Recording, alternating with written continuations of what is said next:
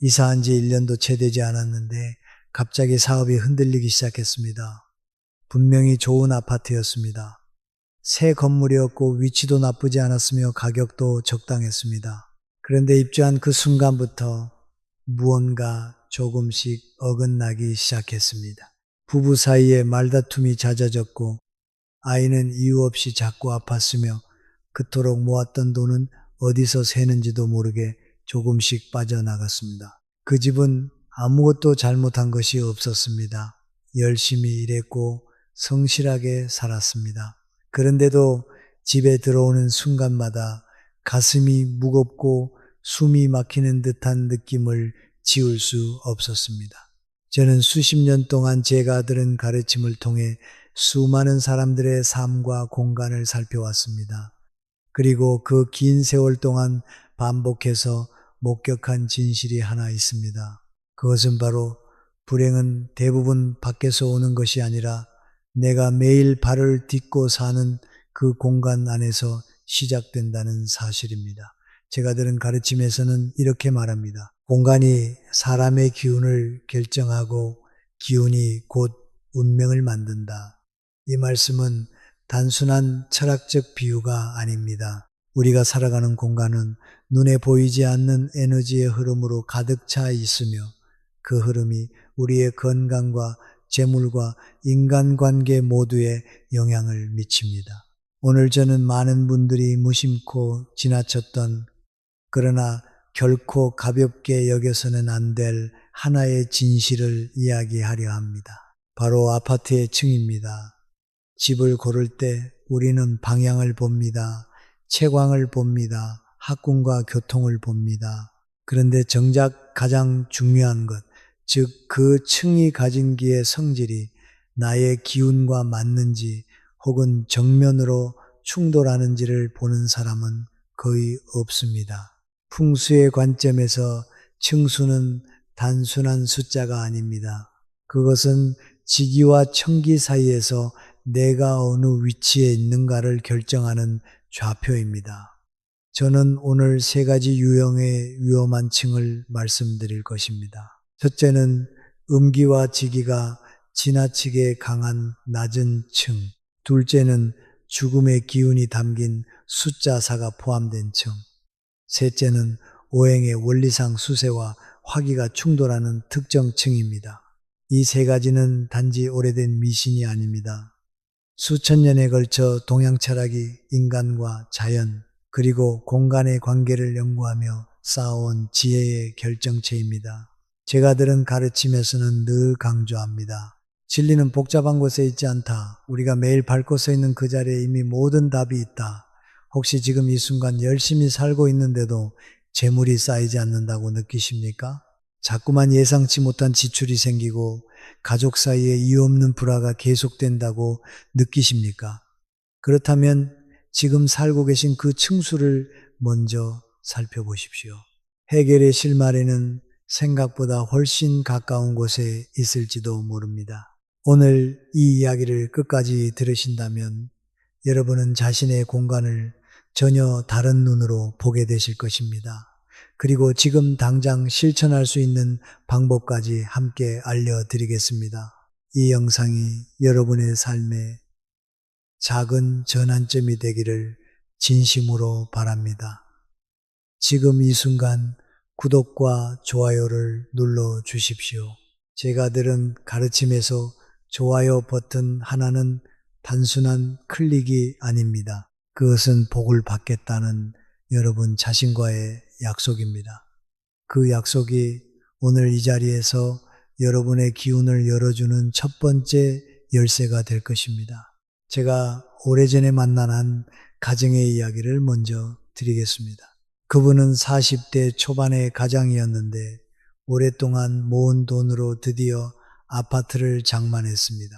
1층이었지만 마당처럼 쓸 수 있는 작은 테라스가 딸려 있었고 가격도 같은 단지 안에서 가장 저렴했습니다. 주변 사람들은 모두 잘 샀다고 했습니다.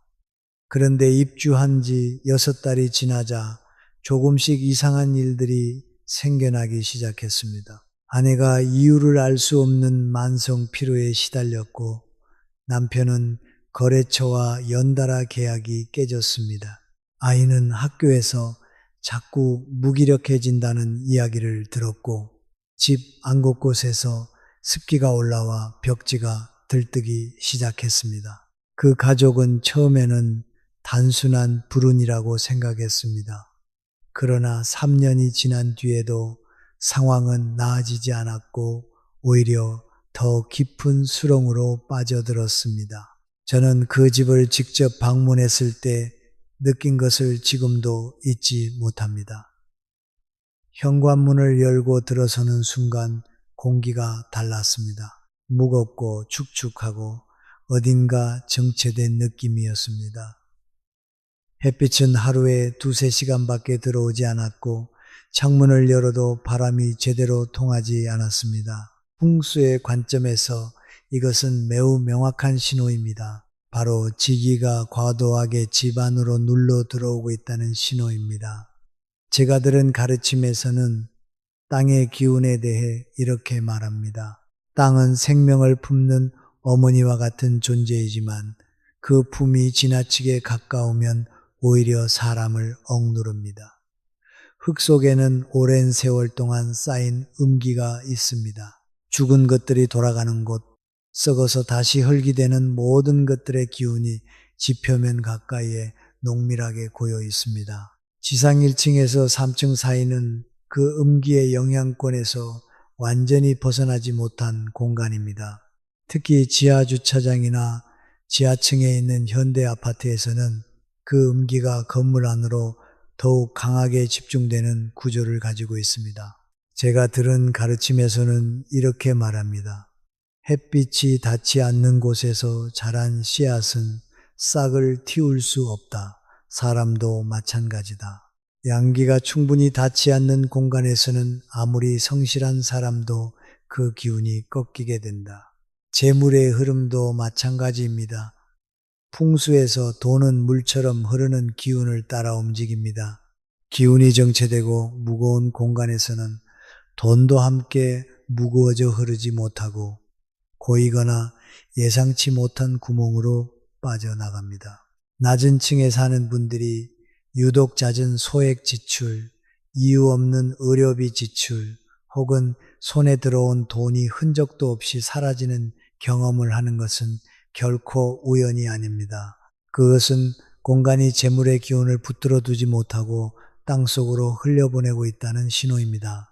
물론 낮은 층에 산다고 해서 모든 사람이 반드시 불행해지는 것은 아닙니다. 그러나 분명히 말씀드릴 수 있는 것은 지기의 영향을 받기 쉬운 환경에서는 의도적인 양기 보강 없이는 기운의 균형을 잡기가 매우 어렵다는 사실입니다. 제가 들은 가르침에서는 환경을 탓하기 전에 그 환경을 지혜롭게 다스릴 것을 강조합니다. 피할 수 없다면 보완해야 합니다. 낮은 층에 거주하고 계신다면 반드시 기억하십시오. 강한 조명으로 실내의 양기를 높이고 생명력이 강한 식물을 창가에 두어지기에 침투를 막으며 현관과 거실에 소금을 정기적으로 두어 음기를 중화시켜야 합니다.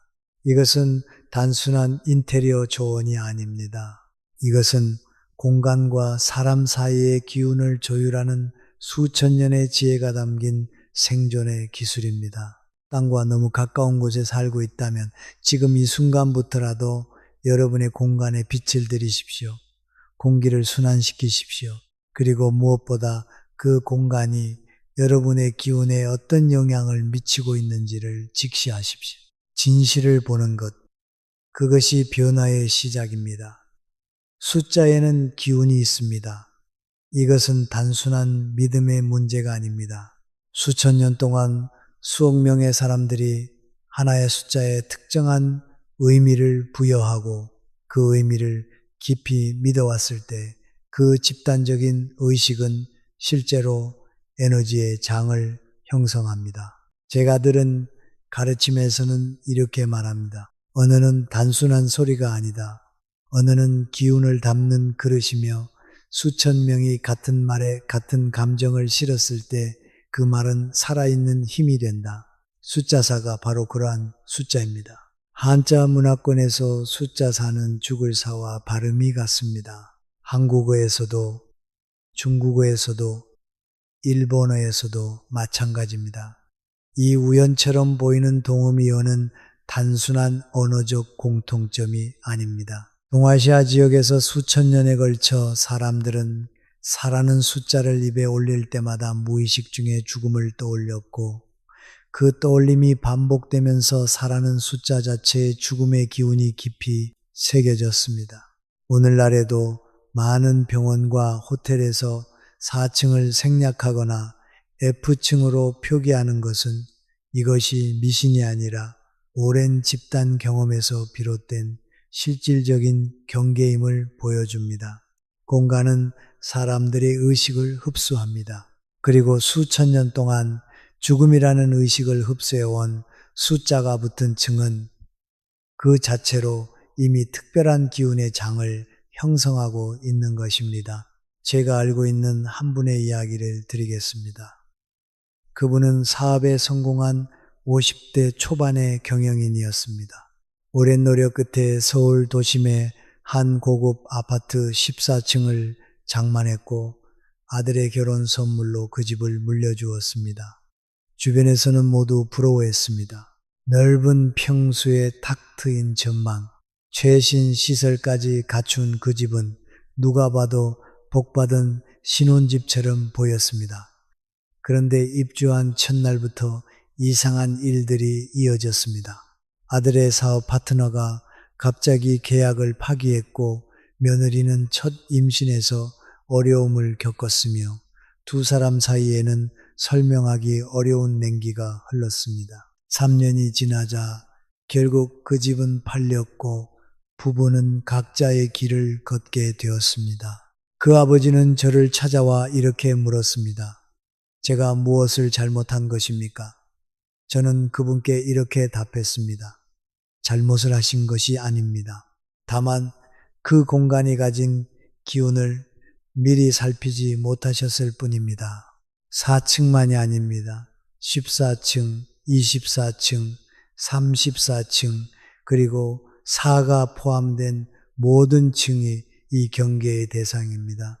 숫자의 조합 속에 4가 들어가는 순간 그 층에는 죽음의 기운과 공명하는 에너지가 흐르기 시작합니다. 특히 가족 중에 큰 병을 앓은 분이 계시거나 최근 들어 가정 내에 상실이 있었거나 사업의 기운이 이미 약해진 상황에서 4가 붙은 층에 거주하고 있다면 그 기운은 더욱 빠르게 작용할 수 있습니다. 제가 들은 가르침에서는 이렇게 경고합니다. 이미 기운이 약해진 사람이 음기가 강한 공간에 머무는 것은 병든 나무를 그늘진 땅에 옮겨 심는 것과 같다. 살아남기 위해서는 2배의 힘이 필요하다. 그렇다면 이미 4가 붙은 층에 살고 계신 분들은 어떻게 해야 할까요? 당장 이사를 가는 것이 현실적으로 불가능한 분들이 훨씬 많다는 것을 저도 잘 알고 있습니다. 그래서 제가 들은 가르침을 바탕으로 실천 가능한 방법을 말씀드립니다. 가장 먼저 해야 할 것은 현관입니다. 현관은 기운이 드나드는 첫 번째 문입니다. 이 현관에 붉은색 계열의 소품이나 장식을 두십시오. 오행에서 붉은색은 화기, 호해를 상징하며 죽음의 음기를 태워 정화하는 힘을 가집니다. 다음으로 거실, 중앙이나 주요 동선에 강한 빛을 유지하십시오. 어둠은 음기를 불러들이고 빛은 양기를 강화합니다. 그리고 집안 귀퉁이에 굵은 천일염을 그릇에 담아 두십시오. 소금은 오행 중 수기의 기운을 정제하며 공간에 쌓인 음의 기운을 흡수하고 중화하는 가장 오래되고 강력한 도구입니다. 21일에 한 번씩 그 소금을 교체하십시오. 그 순간 여러분은 공간의 기운을 새롭게 리셋하는 것입니다. 숫자는 단지 숫자가 아닙니다. 그것은 수천 년의 인간의식이 새겨진 에너지의 기호입니다. 우리가 매일 살아가는 그 공간의 번호판 하나가 우리도 모르는 사이에 우리의 기운을 조금씩 갉아먹고 있을 수 있습니다. 오늘 이 이야기를 들으셨다면 지금 당장 여러분 지배층을 다시 한번 바라봐 주십시오. 그 숫자 안에 어떤 기운이 담겨 있는지를 아는 것. 그것이 지혜로운 삶의 첫걸음입니다. 풍수를 처음 접하시는 분들은 종종 이렇게 말씀하십니다. 층수가 방향이나 인테리어보다 더 중요한가요? 저는 이 질문을 받을 때마다 이렇게 답합니다. 방향은 기운이 들어오는 문입니다. 인테리어는 그 기운을 배치하는 방식입니다. 그러나 층은 그 집이 어떤 성질의 땅 위에서 있는가를 결정하는 근본 좌표입니다. 아무리 좋은 방향에 아무리 훌륭한 인테리어를 갖추었다 해도 그 층이 가진 오행의 기운이 가족 구성원의 기운과 정면으로 충돌한다면 그 집은 매일 밤 조용히 주인의 기운을 소모시키고 있는 것입니다. 제가 들은 가르침에서는 이렇게 말합니다. 씨앗이 아무리 좋아도 토양이 맞지 않으면 뿌리를 내리지 못한다. 사람도 아무리 복이 많아도 공간이 그 복을 받아들이지 못하면 복은 머물지 않고 떠난다. 오행은 목, 화, 토, 금, 수의 5가지 기운이 서로 돕고 견제하며 균형을 이루는 자연의 원리입니다. 이 5가지 기운은 서로를 낳기도 하고 서로를 극하기도 합니다. 그 중에서도 오늘 특별히 주목해야 할 관계가 바로 수극화, 즉 물의 기운이 불의 기운을 압도하는 원리입니다. 자연에서 물은 불을 끕니다. 이것은 단순한 물리적 현상이 아닙니다. 풍수의 관점에서 수기의 기운이 화기의 기운을 지나치게 압도하는 공간에서는 집안의 따뜻한 에너지가 지속적으로 꺼져가는 현상이 나타납니다. 가족 간의 온기가 식기 쉽고 재물을 불태우는 열정이 사그라들며 건강을 지탱하는 생명력이 서서히 약해집니다. 이것이 수국화의 기운이 지배하는 공간에서 살아가는 사람들이 공통적으로 경험하는 증상들입니다. 그렇다면 어떤 층이 수국화의 기운을 강하게 품고 있을까요? 이것은 단순히 특정 층 하나를 지목하는 문제가 아닙니다. 수국화의 충돌은 3가지 조건이 겹칠 때 가장 강하게 발생합니다. 첫째는 건물이 세워진 방향입니다. 북향 또는 북서향으로 지어진 건물의 중간층, 특히 수기운이 강한 겨울철에 햇빛이 거의 들지 않는 층은 구조적으로 수기의 기운이 집중되는 공간입니다. 둘째는 건물이 완공된 해의 간지입니다. 수기의 천간이 지배하는 해에 세워진 아파트는 건물 자체가 이미 수의 기운을 강하게 머금고 있습니다. 셋째는 거주자 본인의 사주에서 화의 기운이 주된 원소인 경우입니다. 사주에서 화의 기운이 강한 분들은 본질적으로 화의 기운을 삶의 동력으로 삼는 분들입니다. 이런 분들이 수기가 강한 층에 거주하게 되면 그 공간은 매일 그분의 가장 핵심적인 생명 에너지를 조금씩 소진시키는 방향으로 작용합니다. 저는 몇 해 전 인천에 사시는 한 여성분을 만난 적이 있습니다. 그분은 작은 음식점을 운영하셨는데 손재주도 좋고 성격도 밝아서 처음 몇 년은 사업이 잘 됐습니다. 그런데 북향 아파트 중간층으로 이사한 뒤부터 모든 것이 달라졌습니다. 장사가 갑자기 안 풀리기 시작했고 단골 손님들이 하나씩 떠났으며 본인은 이유 없는 무기력감과 의욕저하를 호소했습니다. 병원에서는 아무 이상이 없다고 했습니다. 저는 그분의 사주를 살펴보았고 그 층과 건물의 방위 그리고 건물의 준공연도를 함께 검토했습니다. 3가지가 모두 겹쳤습니다. 그 공간은 그분에게 완벽한 수국화의 환경이었습니다. 저는 그분께 말씀드렸습니다. 당신이 게을러진 것이 아닙니다. 당신이 약해진 것이 아닙니다. 공간이 당신의 불꽃을 계속 끄고 있는 것입니다. 수국화의 충돌을 완화하기 위한 실천법도 있습니다. 가장 먼저 집안의 화의 기운을 보강해야 합니다. 붉은색, 주황색, 자주색 계열의 소품을 거실과 주방에 배치하십시오. 특히 주방은 화의 기운이 본래 머무는 공간이므로 이곳에 따뜻한 색감을 더하는 것은 수국화의 균형을 잡는 데 매우 효과적입니다. 다음으로 조명을 밝게 유지하십시오. 특히 북향방은 낮에도 어두운 경우가 많은데 이 어둠은 수기를 더욱 강화시킵니다. 강한 빛은 화의 기운을 인위적으로 보강하는 가장 즉각적인 방법입니다. 그리고 집안 중심부, 즉 거실 한가운데에 황토색이나 갈색 계열의 깔개나 소품을 두십시오. 토의 기운은 수기를 흡수하고 화를 보호합니다. 오행에서 토는 수와 화 사이의 중재자입니다. 이 세 가지를 함께 실천하면 수국화로 인한 충돌의 기운을 상당 부분 완화할 수 있습니다. 제가 들은 가르침에서는 늘 강조합니다. 자연의 이치는 거스를 수 없지만 지혜로운 자는 그 이치를 읽고 흐름을 바꾼다. 오행의 충돌은 피할 수 없는 운명이 아닙니다. 그것은 읽을 수 있는 신호이고 보완할 수 있는 조건입니다. 지금 내가 사는 공간이 나의 기운과 어떤 관계를 맺고 있는지를 아는 것. 그것이 풍수의 출발점이며 삶을 주도적으로 살아가는 자의 지혜입니다.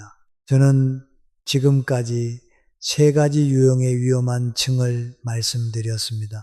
음기가 지나치게 강한 낮은 층, 죽음의 기운과 공명하는 숫자사가 붙은 층, 그리고 수국화의 충돌이 일어나는 층입니다. 이 이야기를 들으시면서 마음속으로 자신의 집을 떠올리신 분들이 분명히 계실 것입니다. 그리고 이렇게 생각하신 분도 계실 것입니다. 나는 해당하지 않는 층에 사는데 왜 나도 비슷한 어려움을 겪고 있을까? 혹은 반대로 나는 4층에 사는데 별 문제 없는 것 같은데 라고 느끼시는 분도 있을 것입니다. 이것은 매우 중요한 지점입니다. 풍수는 단 하나의 조건으로 모든 것을 결정짓는 단순한 공식이 아닙니다. 공간의 기운은 층 외에도 방위, 가족 구성원의 사주, 이사시기, 그리고 그 공간에서 오랫동안 쌓여온 감정의 잔재까지 복합적으로 작용합니다. 그래서 오늘 이 시간에는 층수와 상관없이 여러분의 현재 공간이 건강한지 병들어 있는지를 스스로 진단할 수 있는 5가지 신호를 말씀드리려 합니다. 제가 들은 가르침에서는 이렇게 말합니다. 집은 말하지 않는다. 그러나 집은 항상 신호를 보낸다.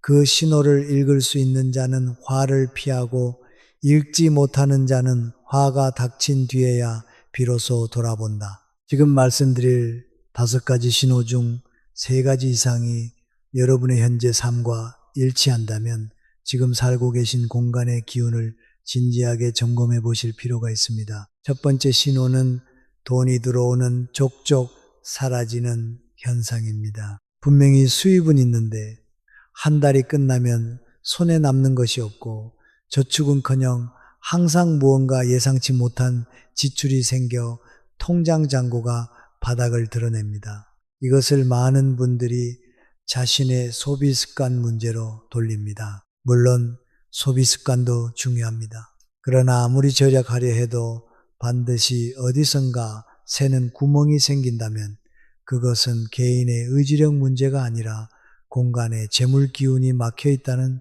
신호일 수 있습니다. 풍수에서 재물은 기운이 순환하는 공간에 머뭅니다.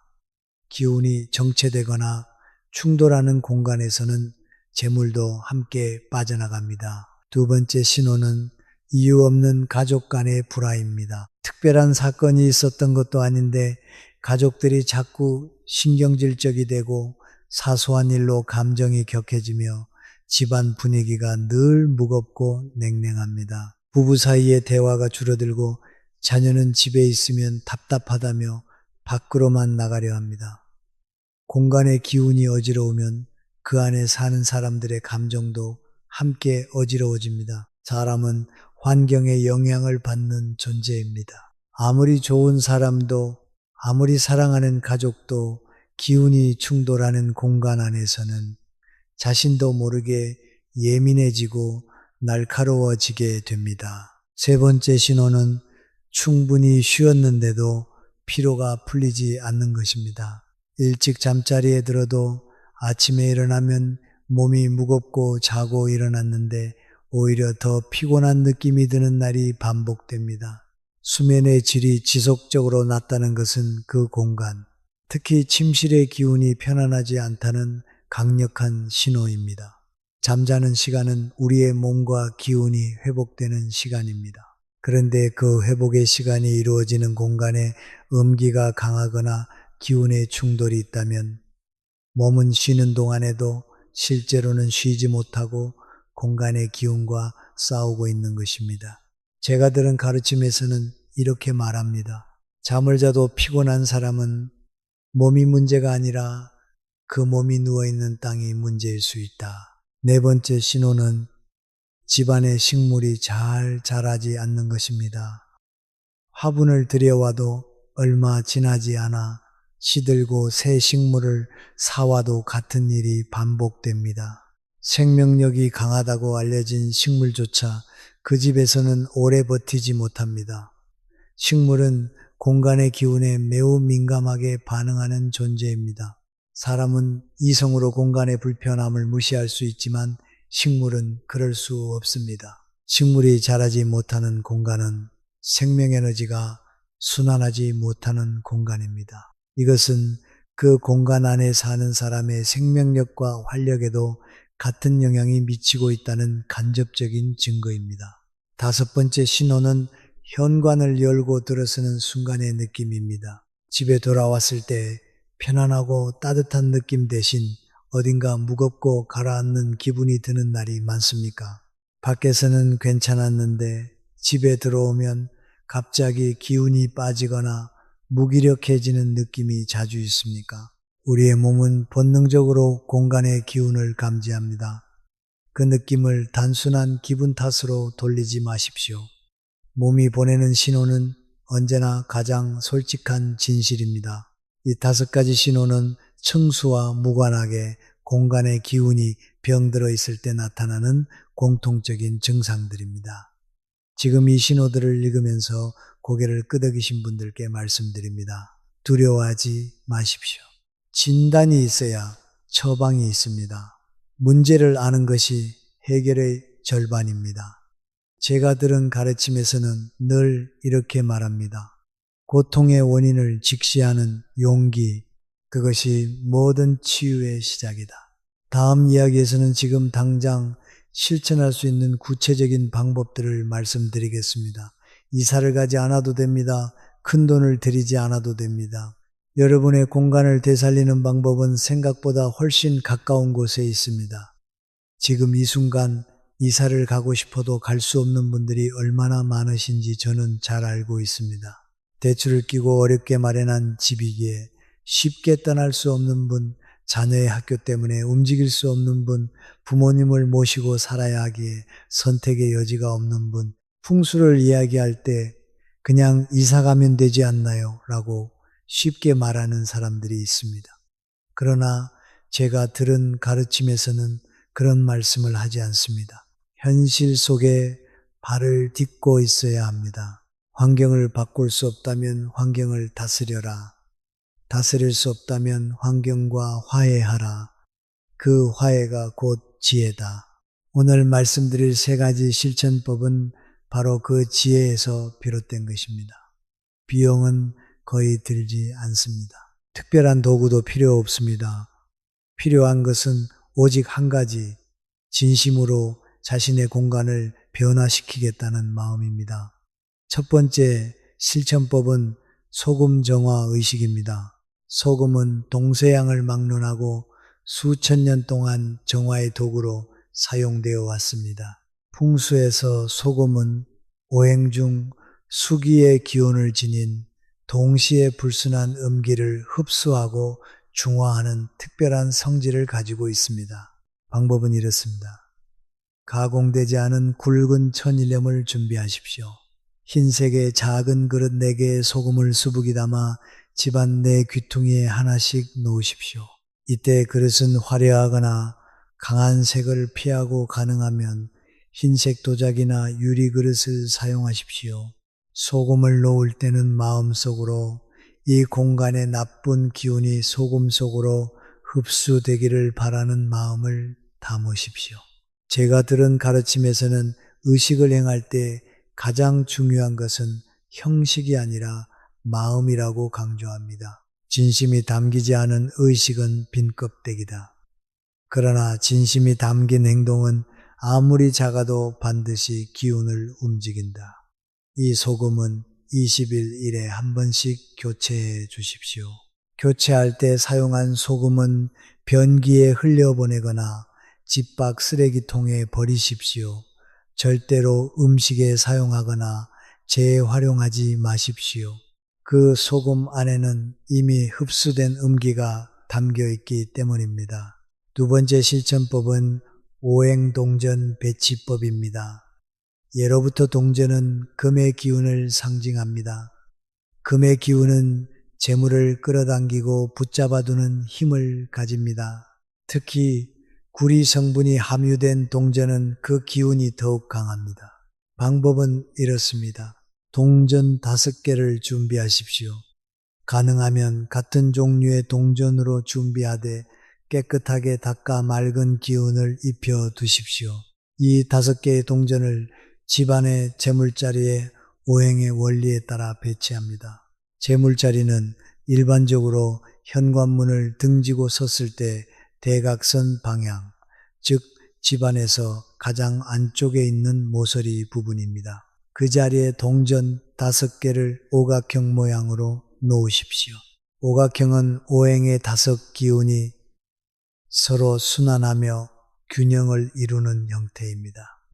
이 배치는 단순히 돈을 불러오는 상징이 아닙니다. 공간 안에서 금의 기운을 활성화하여 재물 에너지가 그 자리에 머물도록 닻을 내리는 행위입니다. 동전 위에 붉은색 천을 살짝 깔아두면 화생토, 토생금의 원리에 따라 금의 기운이 더욱 강화됩니다. 세 번째 실천법은 식탁 위에 맑은 물 한 컵을 올려놓는 것입니다. 이것은 제가 들은 가르침 중에서도 제가 가장 자주 권해드리는 방법입니다. 방법은 매우 간단합니다. 매일 아침 가족이 식사를 나누는 식탁 위에 맑은 물 한 컵을 올려놓으십시오. 유리컵에 담은 맑은 생수면 충분합니다. 이 물은 하루 동안 공간 안의 기운을 흡수합니다. 풍수에서 물은 기운의 흐름을 민감하게 반영하는 매개체입니다.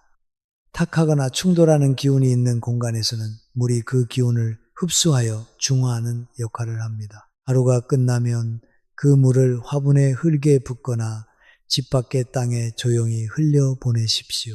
이 행위는 공간이 하루 동안 먹었던 정체된 기운을 자연으로 돌려보내는 의미를 갖습니다.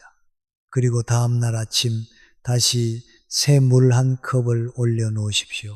이 작은 반복이 21일 동안 이어지면 집안의 기운은 눈에 띄게 달라지기 시작합니다. 가족 간의 대화가 부드러워지고 집안의 분위기가 가벼워지며 재물의 흐름에도 변화가 생깁니다. 제가 들은 가르침에서는 이렇게 말합니다. 물 한 컵의 정성이 1000만원짜리 인테리어보다 강한 기운을 만들어낼 수 있다. 왜냐하면 정성은 돈으로 살 수 없는 것이기 때문이다. 이 3가지 실천법을 동시에 시작하는 날을 고를 때는 가능하면 음력 초하루나 보름을 선택하십시오. 이 날들은 달의 기운이 전환되는 시점으로 새로운 에너지의 흐름이 시작되기 가장 좋은 때입니다. 만약 그날을 기다리기 어렵다면 맑은 아침 햇살이 집안에 가득 들어오는 날 아무 때나 시작하셔도 됩니다. 풍수에서 가장 좋은 시작의 날은 언제나 마음이 준비된 날입니다.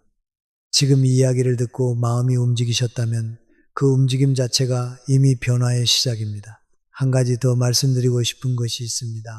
이 실천들을 행할 때 가장 중요한 것은 꾸준함입니다.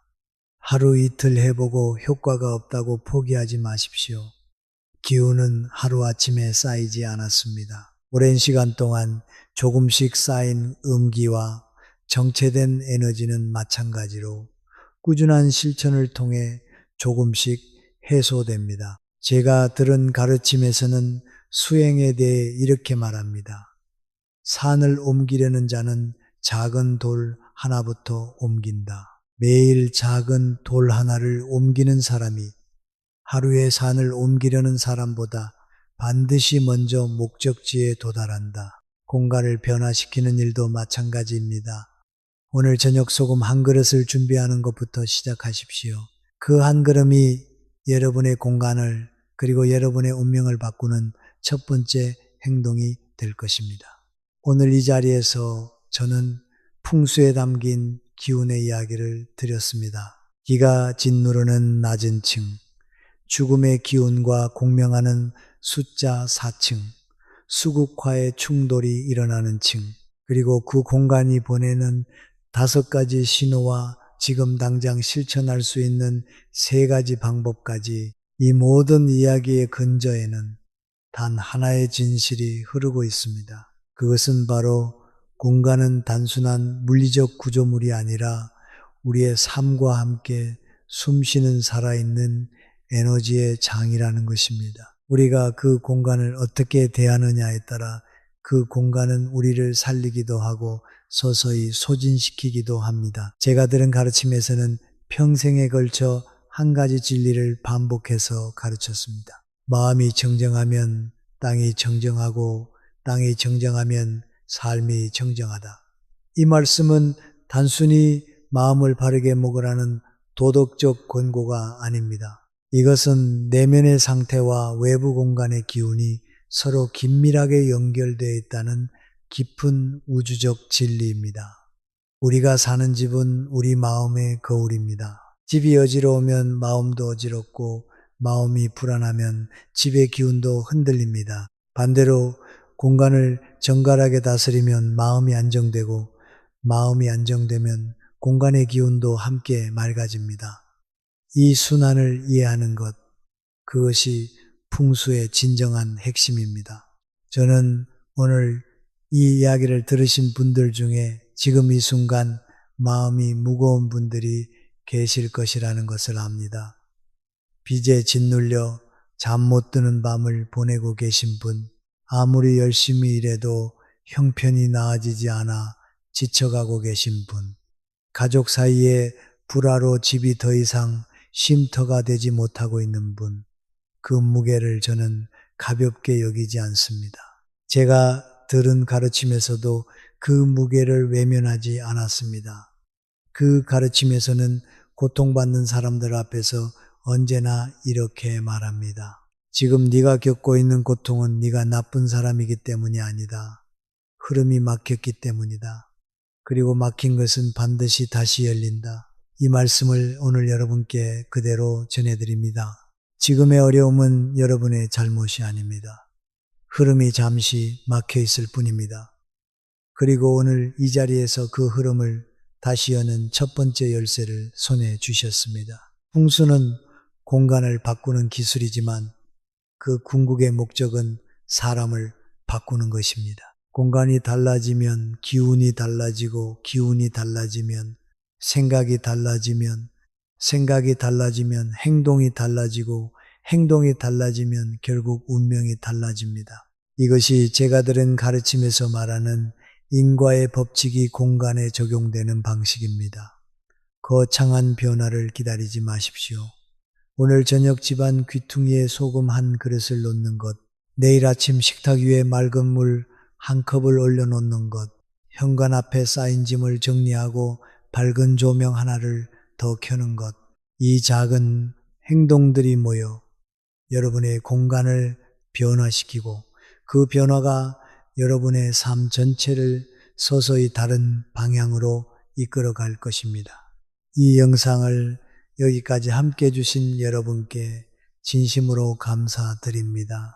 끝까지 들어주셨다는 것은 여러분 안에 변화를 향한 진지한 마음이 있다는 뜻입니다. 그 마음 자체가 이미 복의 씨앗입니다. 지금 댓글 안에 여러분의 소망을 적어 주십시오. 나는 2026년에 모든 빚을 청산한다. 우리 가족에게 건강과 재물이 넘쳐온다. 나는 반드시 내 집을 마련한다. 이렇게 이루어진 일처럼 과거형으로 적어 주십시오. 제가 들은 가르침에서는 간절한 소망을 글로 쓰는 순간 그 소망은 이미 현실의 씨앗이 된다고 합니다. 그 댓글에 다른 분들도 좋아요를 눌러 주십시오. 타인의 소망에 진심을 보태는 그 행동이 여러분 자신에게도 복덕의 씨앗을 심는 일입니다. 나눔은 언제나 나누는 사람에게 먼저 돌아옵니다. 혹시 주변에 재물 때문에 힘들어 하시는 분이 계십니까? 집안의 기운 때문에 고통받고 계신 가족이나 이웃이 계십니까? 이 영상을 그분들께 조용히 보내주십시오. 우리가 나누는 지혜 하나가 누군가의 삶을 바꾸는 전환점이 될 수 있습니다. 좋은 것을 나누는 사람의 기운은 반드시 더 좋아집니다. 이것 또한 제가 들은 가르침에서 말하는 인과의 진리입니다. 마지막으로 오늘 이 자리에 함께 하신 모든 분들께 제가 들은 가르침을 빌려 진심을 담아 기원드립니다. 여러분의 집이 평온한 기운으로 가득 차기를 바랍니다. 재물이 흘러 들어와 그 공간에 오래 머물기를 바랍니다. 가족 모두가 건강하고 웃음이 끊이지 않기를 바랍니다. 자녀들은 뜻하는 바를 이루고 부모님은 편안한 노후를 누리시기를 바랍니다. 오랫동안 마음을 짓눌러 온 빚과 근심이 이 봄바람처럼 가볍게 거쳐 나가기를 바랍니다. 흥분하십시오. 정어실